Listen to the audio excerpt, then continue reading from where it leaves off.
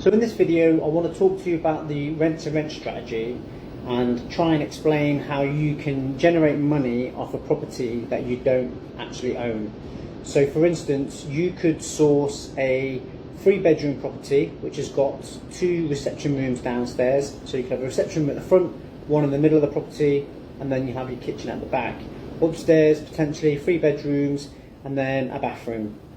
So in that instance what you would do is take that 3-bedroom property and turn it into a 4-bedroom property by turning one of the reception rooms downstairs into a 4th bedroom. So if you get the property and it's empty, then what you'd need to do is get your furniture packs, get the rooms all dressed out, get all your appliances in there, kettle, toaster, microwave, washing machine, your pots and pans, cutlery, all those kind of things that tenants are going to need for a house share.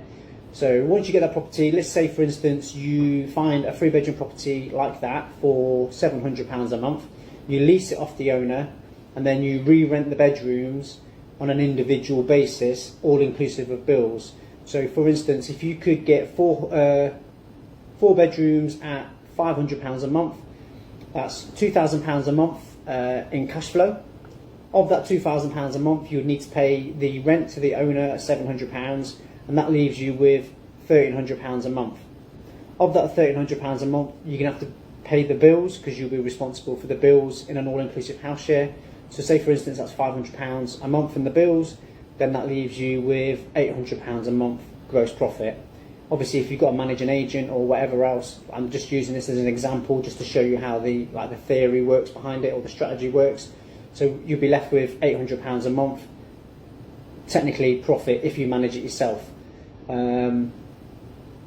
That in a nutshell is how the rent-to-rent strategy works. Obviously it's finding the properties that have got the right layouts and those landlords or agents that are happy for you to lease their house off them and then rent it out by the room.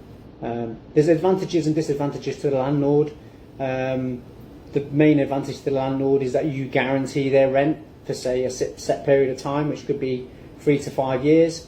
So if they rented it on the open market to a family or to just a working couple, that tenant might only be in there for 6 months. After that tenant vacates, the landlords may have a 2 or 3 week period where they've got to turn it back around again, get it relet.